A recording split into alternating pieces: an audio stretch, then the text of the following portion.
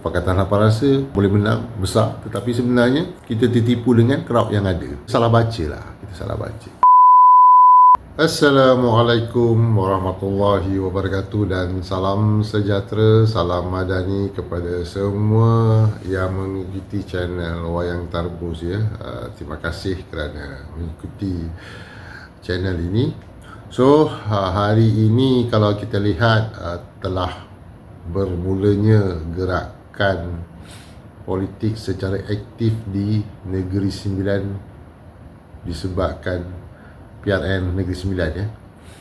So lebih kurang tak sampai seminggu kita telah berakhir PRN di Negeri Johor, yang mana semua tahu kemenangan kepada Barisan Nasional tahniah diucapkan, dan suka saya mengatakan di sini kepada penyokong Pakatan Harapan, kita kena terima kemenangan itu.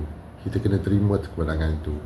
So yang keduanya, saya nak bercakap sikit tentang beberapa komen daripada pemimpin tertinggi dalam Pakatan Harapan ya. Selamba je cakap, tak apa, kita masih lagi ada di Negeri Sembilan dan juga federal. Apa benda ni? Setiap perlawanan perlu dimenangi. Seperti juga kita menyusun batu bata untuk membuat rumah. Batu bata itu disusul daripada bawah, layer kedua, layer ketiga, layer keempat, bukannya terus kepada layer keempat ya. Kita kena faham tau. So saya agak macam, bagus ke seorang pemimpin tertinggi bagi komen dia, tak apa kita masih lagi ada di Negeri Sembilan, masih ada di ni. Tak bagus. Kita kena terima benda ni sebagai kekalahan dan kita kena reform balik. Okey, perkara ni. So hari ni saya nak bercakap tentang 3 perkara. Sama ada di peringkat PRN Johor ataupun yang bakal kita temui di PRN Negeri Sembilan. Antara faktornya lah faktor pengundi. Itu perkara pertama yang saya nak cerita. Yang keduanya musuh dalam selimut. Dan yang ketiga pengaruh pemimpin di peringkat atasan. Kalau boleh kita lebih fokus kepada pemimpin-pimpinan bertanian di peringkat DUN itu sendiri, bukannya disokong penuh oleh kerajaan persekutuan. Ini dia dapat dilihat, ianya takut nanti memberi gambaran yang salah dan kita rasa selesa ya. Bukan kita menafikan keterlibatan mereka di peringkat pusat, tetapi kita kena fokus untuk kita melihat pemimpin di peringkat DUN itu sendiri yang memberikan satu corak kepimpinan sekiranya mereka dipilih untuk memenangi DUN itu sendiri, bukannya kepimpinan di peringkat persekutuan. Okey, kalau kita lihat ya, saya cerita pasal faktor pengundi. Faktor pengundi ni sebenarnya ada beberapa perkara lah, yang kalau kita nak lihat, antara yang kita katakan penyokong daripada Pakatan Harapan telah berpindah ke Barisan Nasional. Itu general lah. Tapi sebenarnya kalau kita pergi kepada detail dan terperinci, kita lihat sebenarnya pertambahan penyokong Pakatan Harapan, pertambahan yang lebih terhadap penyokong Barisan Nasional, dan kekurangan secara total penyokong Perikatan Nasional, terutamanya Bersatu. Penyokong yang menambah bilangan kepada Barisan Nasional adalah penyokong-penyokong yang suatu masa dulu ianya adalah penyokong Bersatu dan sebahagian daripada PAS.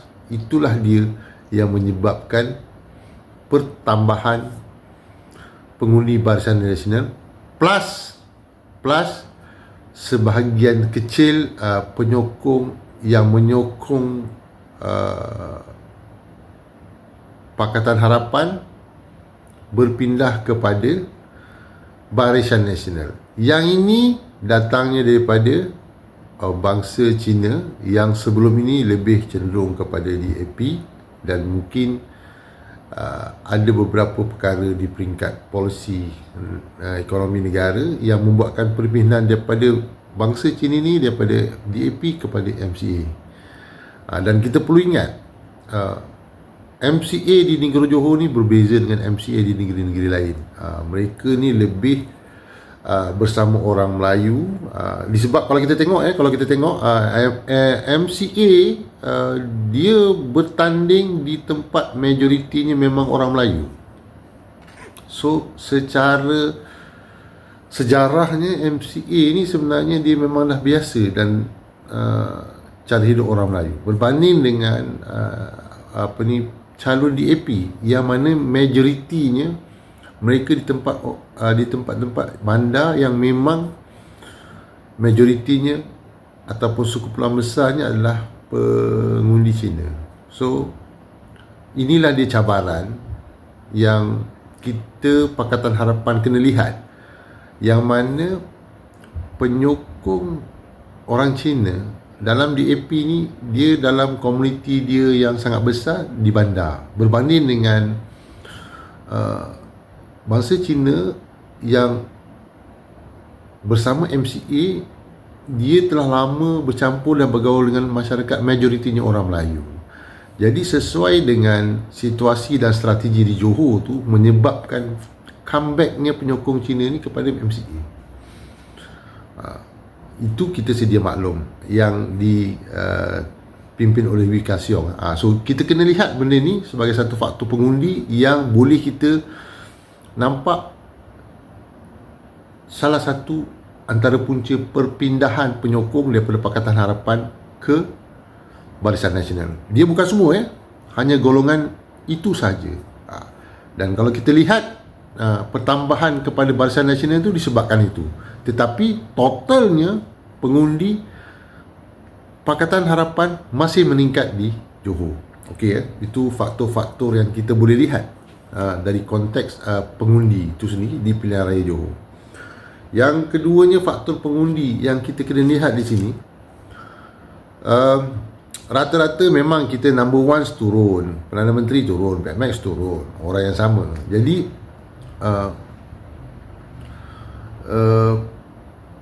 crowd yang datang sewaktu ceramah tu memang penuh kan? Tetapi ianya bukan menggambarkan sokongan sepenuhnya kepada Pakatan Harapan di tempat yang PMX tu turun. Kerana saya boleh katakan hari kejadian PMX turun tu sebenarnya yang datang tu memanglah ada tersemat dalam kepala dia siapa yang dia nak undi. Tak kira lah dia nak undi PAS ke, dia nak undi Bersama ke, dia nak undi Pakatan Harapan ke, dia nak mengundi Barisan Nasional, memang sudah tersemat. Jarang kalau kita lihat perubahan tu berlaku di saat akhir, melainkan kalau dengan ini, itu cerita lain lah, Saya rasa untuk PRN Johor ni saya tak nampak benda tu ada lah. So bila setiap kali pemimpin di peringkat federal turun dan crowd ramai, kita menjangkakan kita boleh memenangi DUN yang didatangi oleh pemimpin-pemimpin federal ni. Salah sebenarnya. Kita kena tengok pergi lebih jauh, sebenarnya fungsi calon di peringkat DUN tu sendiri sebenarnya kena sudah lama bertapak di sana. Dan setiap program, setiap kerjasama telah ada di sana. So, ini yang berlaku. Di satu pihak lagi, kalau kita lihat, kita mempunyai kerjasama di peringkat persekutuan. Dan bila turun di peringkat negeri ni, bila pemimpin nombor satu turun, tidak salah kepada Barisan Nasional punya penyokong untuk turut serta dalam program yang diturun oleh pemimpin daripada persekutuan ni. So tak salah. So crowd ni sebenarnya boleh sampaikan mesej juga, kempen untuk Barisan Nasional tu sendiri. So ini yang kita nampak.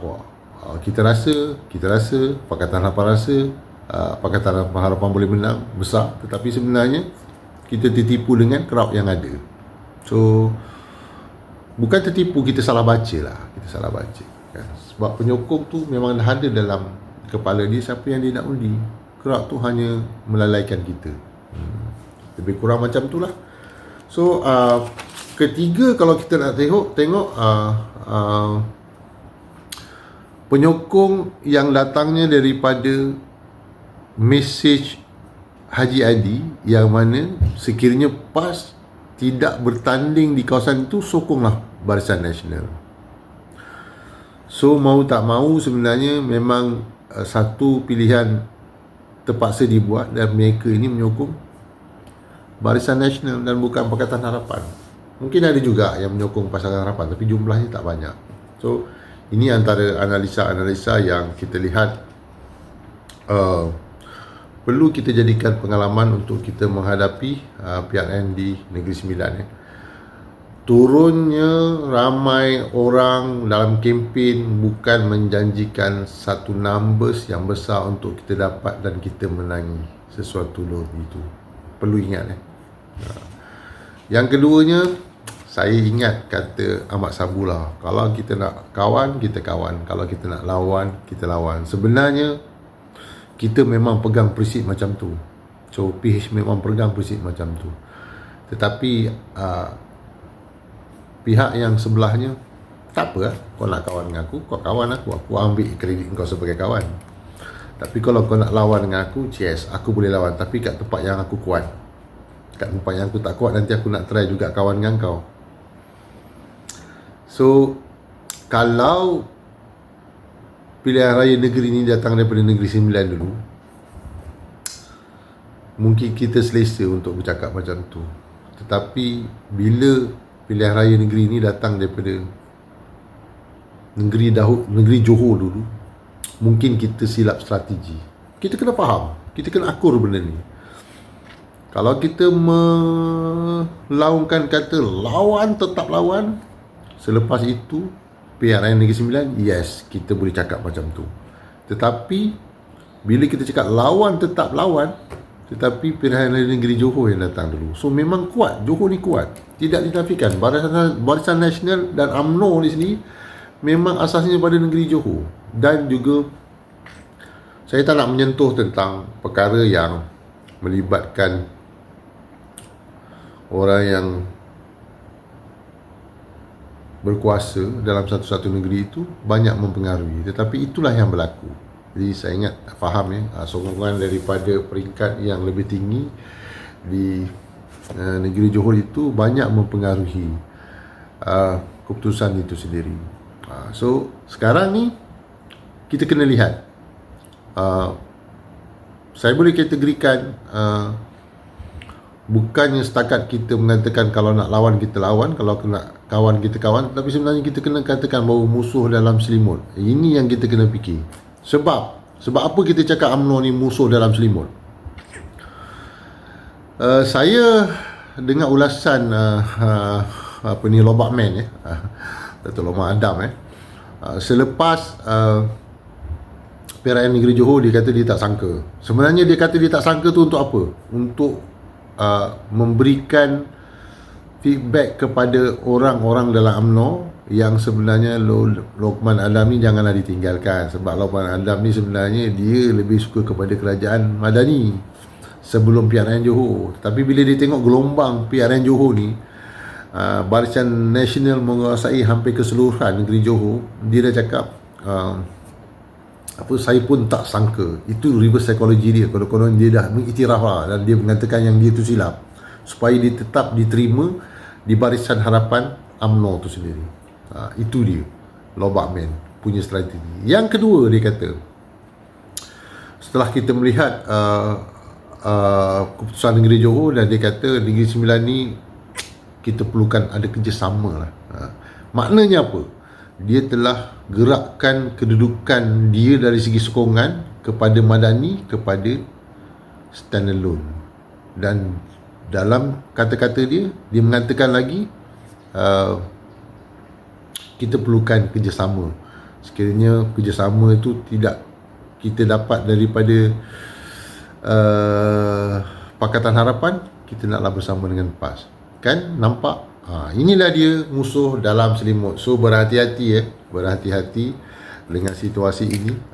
Untuk di Negeri Sembilan ni kita harus mempergunakan segala juga kekuatan yang kita ada bagi memastikan kita menguasai keputusan pilihan raya Negeri Sembilan dengan lebih banyak numbers daripada apa yang kita dah ada sebelum ini. So perkara yang ketiga ialah tentang pengaruh pemimpin pusat dalam PRN ni. Kalau boleh biarlah kita ni bermain secara total football. Bila kita main total football ni macam bola World Cup lah kan. Total football ni kita bukan main bertahan, kita bukan main counter attack, bukan kita main menyerang, kita main dalam semua keadaan. Dan juga kita bukan main dalam set piece sebab bukan semua bola mati dalam padang. So kita kena main secara total football. Dan kalau kita boleh lihat ketenangan, jangan melatah, itu penting dalam bola sepak. Begitu juga dalam politik, kita kena konsisten dan steady dalam semua keadaan. Kita jangan macam kita tak boleh buat macam ni lah. Kita nampak pasukan daripada PAS penyokong Barisan Nasional kan, so kita dah terganggu gerakan kita. Jadi perkara-perkara begini sebenarnya yang harus kita selaraskan balik. Main secara total football, pemimpin di peringkat bawahan, pemimpin di peringkat bahagian ataupun cabang tu hendaklah menggerakkan satu sistem kempen pilihan raya yang lebih menyeluruh. Saya tidak menafikan yang sebenarnya pemimpin daripada federal itu perlu, tetapi kalau kita lihat keberadaan pemimpin yang kerap turun di satu-satu tempat itu, dianya telah menjadi tomahan dan menjadi satu unsur yang sangat macam membencikan. Alah dia je kan. Bukan salah benda ni, tak salah PMX turun, tak salah, tapi pandangan mereka yang mengeksploitasi situasi itu, menjadikan sokongan tu berpindah kepada sokongan lawan, bukan kepada sokongan yang menguruskan ceramah itu sendiri kan. Kalau kita lihat secara keseluruhannya hari ini, masih lagi dalam keadaan selamat di Negeri Sembilan sekiranya kita menjalankan politik secara menyeluruh, bukan berdasarkan isu. Please, kesimpulan dia, pemimpin yang bertanding di peringkat DUN tu sendiri yang kena bergerak hari ini. Terus rapati pengundi dan jangan mainkan isu-isu sensitif seperti adat pepatih yang menjadi tunjang kepada penubuhan kerajaan negeri Sembilan tu sendiri. Tolong jangan kaitkan perkara itu kerana takut dieksploitasi oleh orang yang boleh twist benda ni, menyebabkan malang kepada kita. Sebab tidak dinafikan Pakatan Harapan ni, dia punya sistem politik dia lurus, straight, tak ada pusing-pusing. Tetapi dia ada parti, kalau side dia 50-50 confirm dia menang. Kalau side dia 30-70 pun dia boleh menang. Apatah lagi keadaan dia yang 70-30 macam di negeri Johor. Jadi kalau boleh kita elakkan di Negeri Sembilan ni isu-isu yang melibatkan adat, yang takut nanti dieksploitasi oleh orang-orang tertentu yang membuatkan kepadahan kepada kita. Itulah bahasanya kot, padahan kepada kita. So saya dapat lihat dari segi pulangnya pengundi orang Negeri Sembilan ke Negeri Sembilan kepada yang merantau, saya rasa tak jauh. Boleh balik hari je pun. Kalau yang datang daripada KL ataupun menetap di KL, boleh balik hari je pada hari mengundi tu. So pastikan kita terus bergerak bagi menyokong dan juga mengundi parti yang kita pilih. So kalau you orang UMNO, you pilih lah UMNO kan. Tapi kalau saya orang PAS, bolehlah pilih-pilih tempat lain sebab Negeri Sembilan tak dapat tempat. tak. Saya saja je. Itu terpulang kepada kalian semua. Yang pastinya turun ramai orang di satu-satu ceramah tu bukan bermakna parti tu boleh menang. Dan yang keduanya, kalau dia berbangsa Cina, belum tentu dia sokong kita kalau dia daripada DAP. Dan juga kalau dia juga berbangsa Cina, belum tentu dia menyokong MCA, kerana banyak faktor-faktor lain yang mempengaruhi kepada jumlah pengundi yang mengundi dan memenangkan satu-satu calon dan parti itu sendiri. So hari ni kita kena start daripada zero balik, susun batu-bata daripada bawah. Dan yang paling penting sekali, kita jangan risau dengan bersama. Bersama dia dah tahu dia punya orientation melalui pilihan raya di Johor, dia dah tahu dia punya orientation. Bersama ni dia dah tahu performa dia dekat mana. So kepada mereka yang sebelum ini melihat bersama ni satu parti yang berpotensi, sebenarnya bila melihat putusan PRN Negeri Johor tu, kita dapat tahulah kedudukan dan orientasi dan kekuatan parti bersama tu di mana. So bagi penyokong-penyokong Pakatan Harapan, jangan jadikan alasan ataupun satu ketakutan tentang keberadaan bersama dalam PRN Negeri Sembilan ni. Tak kuat mana pun bersama tu, semua calonnya hilang wang deposit 15 kawasan yang dia bertanding. Cuma dia bermegah lah mengatakan sokongan yang dia curi tu berjaya menggagalkan Pakatan Harapan untuk menang. Saya tak nampak itu satu kekuatan. Menyokong atas dasar kebencian ni sebenarnya bukanlah satu perkara yang bagus, kan? Yalah, dalam politik bagus tak bagus itu perkara kedua, tetapi sebenarnya menyokong atas dasar kebencian, menyokong parti lain atas dasar bencinya kepada Pakatan Harapan, itulah yang terjadi pada parti bersama. Jadi kalau orientasinya begitu, modus operandinya begitu, insyaAllah parti ni tak akan pergi ke mana-mana. So kepada penyokong Pakatan Harapan, don't worry dengan bersama akan runuk di Negeri Sembilan. So yang kita kena fokus sekarang ni, pastikan musuh dalam selimut itu kita tembak, kan? Pastikan pergerakan daripada sekumpulan kecil daripada DAP kepada MCA itu tidak berlaku di Negeri Sembilan. Di Johor mungkin berlaku. So kepada penyokong-penyokong Pakatan Harapan, move on. Saya sendiri sentiasa mendoakan supaya kita dipermudahkan untuk menguruskan dan memenangi pilihan raya Negeri Sembilan. So sekian daripada Wayang Tarbus, info dan sensasi. Yang penting Argentina telah menang dengan England.